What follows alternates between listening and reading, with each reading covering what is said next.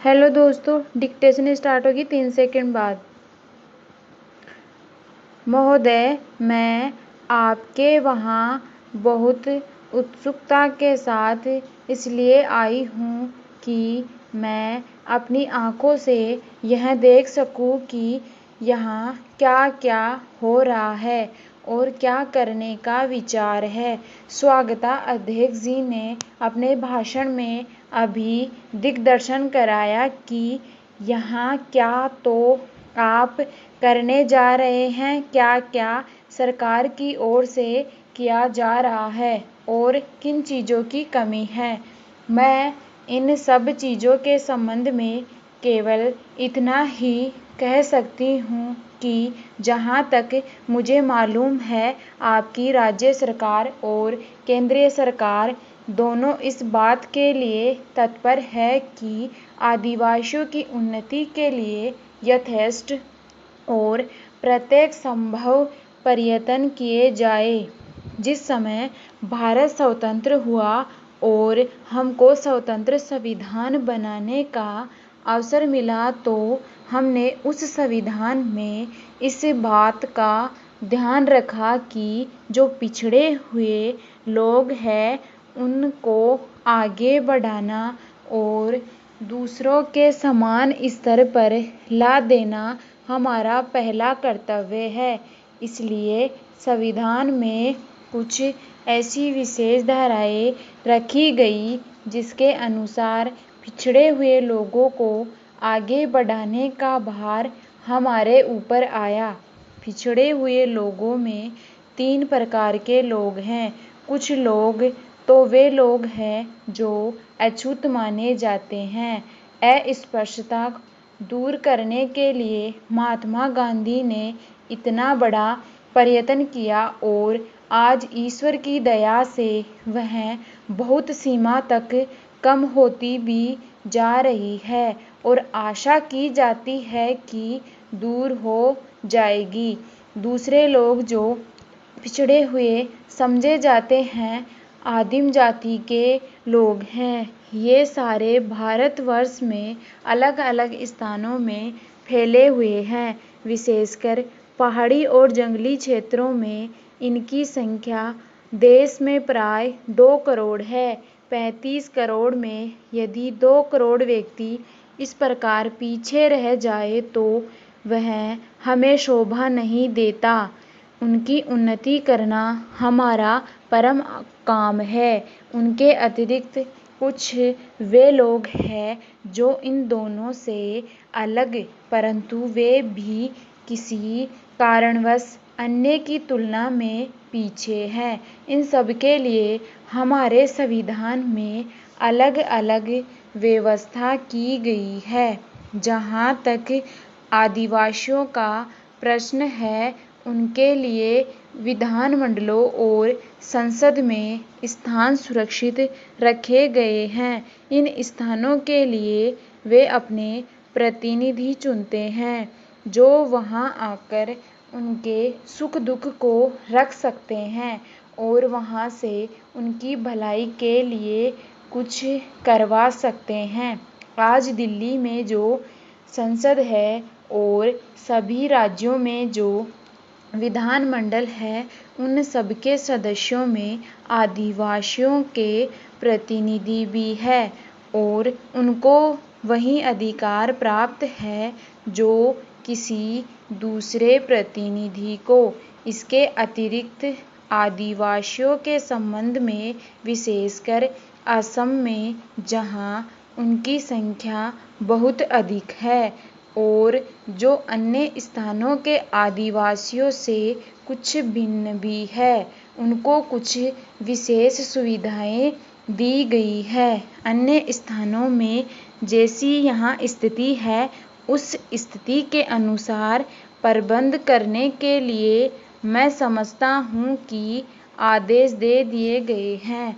पेराचेंज महोदय, गौड़ जाति के लोग खेती का काम करते हैं और उन्होंने खेती के काम को भली प्रकार सीख लिया है।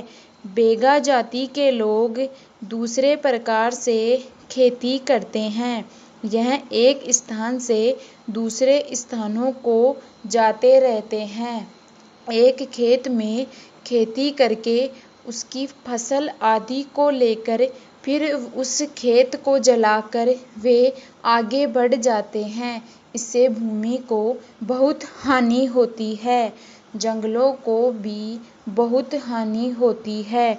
वे जितना परिश्रम करते हैं उसका उनको पूरा फल नहीं मिलता।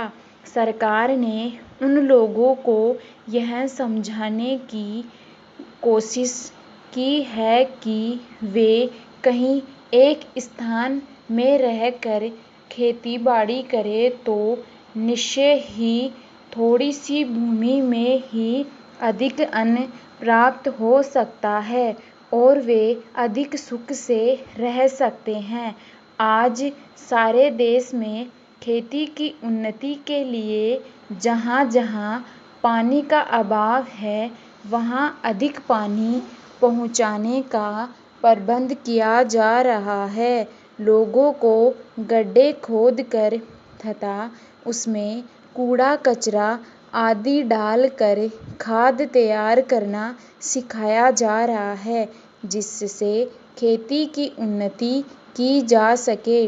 लोगों को अच्छे बीज देकर अधिक उत्पादन करने के लिए प्रोत्साहन दिया जा रहा है। यह सब कुछ आदिवासियों को भी बताया जा रहा है। अभी यह सुनकर मुझे बहुत प्रशंसा हुई कि सरकार ने यहाँ पर 1000 एकड़ भूमि में उनको बसाने का निश्चय किया है। उनकी हर प्रकार से सहायता की जाएगी। तो हम लोग खेती करते हैं और अपने तथा अपने बाल बच्चों के लिए अन्न पैदा करते हैं, पर हमारे देश के किसानों के पास बहुत थोड़ी भूमि है और थोड़ी भूमि में अधिक पैदा नहीं किया जा सकता। इसलिए सोचा यह गया कि यदि किसान मिलकर अपनी खेती सामूहिक रूप से एक साथ करे तो उससे उसको अधिक लाभ होगा। पैराजेंज मान लो कि एक किसान के पास 2 बैल है परंतु उसके पास भूमि इतनी है कि वह 2 बैलों से नहीं जोती बोई जा सकती।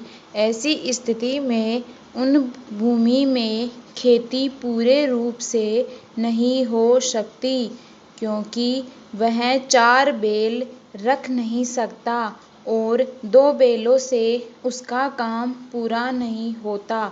तो यदि 2 किसान परस्पर मिलजुल कर खेती करें तो उन सब की समस्या का समाधान हो जाता है। 2 व्यक्ति मिलजुल कर खेती के आसपास पानी की व्यवस्था कर सकते हैं। इस प्रकार यदि कई आदमी मिलकर एक साथ खेती करें तो उनको खेती में व्यय भी कम करना पड़े और आय अधिक हो।